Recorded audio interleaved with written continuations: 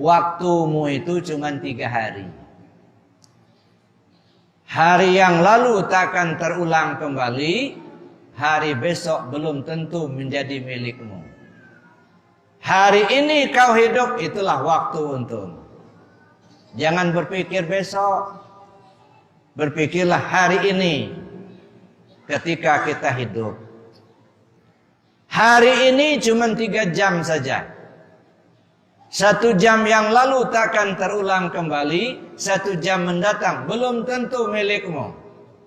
1 jam ketika hidup itulah waktu untukmu. 1 jam itu cuma 3 menit saja. Menit yang lalu takkan terulang, menit mendatang belum tentu milikmu. 1 menit ketika kau hidup itulah waktu untukmu. Menit itu cuma 3 detik saja. Detik yang lalu takkan terulang kembali, detik mendatang belum tentu kau masih hidup. Detik ketika kau hidup itulah waktu untukmu. Detik bukan detikan jam, tapi detakan jantung hembusan napas. Detakan jantung hembusan napas yang sudah lewat takkan terulang kembali. Detakan jantung hembusan napas mendatang belum tentu kau masih hidup. Ketika jantung berdetak, napas berhembus, kau hidup, itulah waktu untukmu. Berbuat baiklah ketika itu. Makanya orang tasawuf berkata, anggap-anggap ketika jantung berdetak, napas berhembus, itulah detakan jantung hembusan napas terakhir. Jangan berpikir besok, tahun depan, kelamaan. Kelak akan ditanya, apa kerja ketika jantung berdetak, napas berhembus? Apa kerjamu? Zikir. Jantung berdetak, zikir. Takduk, takduk, takduk. Nah, itu kedengaran sama kita. Tapi sebenarnya bukan dakduk-dakduk, zikir. Allah, Allah, Allah. Dia terus-terusan zikir, Pak, nggak pernah berhenti.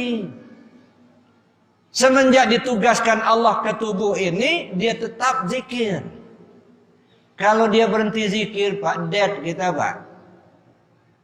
Masalahnya, si Zahir ini tahu nggak kalau dia lagi zikir?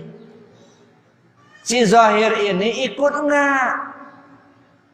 Kalau dia ngikut, si Zahir ini ngikut, nah itu berpahala. Kalau nggak ngikut, nah itu dosa.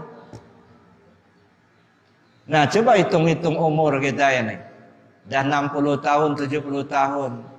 Setiap detakan jantung hembusan napas, diikuti nggak zikirnya? Kalau diikuti, aman. Nggak diikuti, nah ini masalah nih. Kena perintah, Pak. Wazkur rabbaka fi nafsik tadarruan wa khifatan wa dunal jahri minal qawli bil ghudwi wal asal wa la takum minal ghafilin. Sebut nama Tuhanmu melalui hatimu dengan rendah diri, rasa takut kepada Allah. Jangan bersuara. Baik di pagi maupun di sore hari, siang ataupun malam, sehat ataupun sakit, lapang atau sempit, di darat, di laut, di udara, di mana saja, kapan saja. Wala takum minal ghafilin. Jangan sampai lengah, jangan sampai lalai. Nah kita ini pernah nggak kita lalai? Zahir ini nggak ngikut, batin tu zikir, lalai, itu bermasalah. Itu yang ditanya, bukan kerja, oh saya lagi nyupir, saya lagi nyangkol, enggak, bukan itu. Kerja ini loh. Jantung berdetak, napas berhembus, itu apa kerjanya? Diikuti enggak? Nah kalau diikuti zikir terus, nah insya Allah hidup kita di dunia ini bagaikan hidup di laut. Bagaimana ikan hidup di laut? Ikan yang hidup di air asin tapi tidak terkontaminasi dengan asinnya air laut. Bertahun-tahun ikan hidup di air asin, tapi ikannya tetap tawar. Dia tidak asin. Kenapa? Kenapa ikan yang hidup di air asin kok nggak asin? Karena ikannya hidup. Coba kalau ikannya mati, sehari semalam udah asin tak? Nah, begitulah kita ini Bapak Ibu. Kalau hati kita selalu disertai zikir kepada Allah, maka hidup kita tidak akan terkontaminasi dengan dunia yang fana ini. Silakan jadi pejabat, insya Allah tidak akan jadi koruptor, enggak. Kenapa? Hatinya zikir, ingat Allah. Silakan jadi pedagang, insya Allah tidak akan nipu. Kenapa? Hati ingat kepada Allah. Silakan jadi petani, tidak akan menggeser batas. Kenapa? Hati ingat ke Allah. Ini kuncinya di situ, Pak. Ingat hati kepada Allah. Nah, jadi itu Bapak Ibu yang saya hormati. Umur itu. Nah, coba direnung-renung. Berapa umur kita ini yang kita gunakan untuk ingat Allah? Itu satu. Jasadmu kemana kau bawa? Itu ya. Apa dibawa banyak berbuat baik atau banyak berbuat tidak baik? Gitu. Ilmu apa yang sudah diamalkan? Ya, kita sudah belajar zikir, seberapa banyak zikir yang sudah kita lakukan? Talqin sudah, Pak, tapi belum diamalkan. Nah, ini masalah nih. Ya, kalau tidak mengamalkan karena tidak tahu, insya Allah nggak masalah. Kenapa nggak tahu? Tapi kalau sudah tahu tapi tidak diamalkan, ini masalah. Apa contohnya? Ibarat 17-an, Pak. 17 Agustus, ini kan masih 17, kan nanti kan lomba-lomba nanti. Ini ada pinang, batang pinang. Di atas batang pinang itu ada hadiah. Bersusah payah kita memanjat batang pinang gitu. Alhamdulillah sampailah ke pucuk. Begitu akan mengambil hadiahnya, turun. Nah, begitu turun, bukan hanya hadiah yang tak dapat, dada pun rusak. Iya. Begitu mau ngambil hadiah nih, langsung turun, turun. Bukan hanya hadiah yang tak dapat, dada jadi rusak. Nah, begitu juga talqin zikir sudah ada harapan dapat hadiah. Afdalnya tadi, tapi nggak diamalkan. Nah, ini masalah.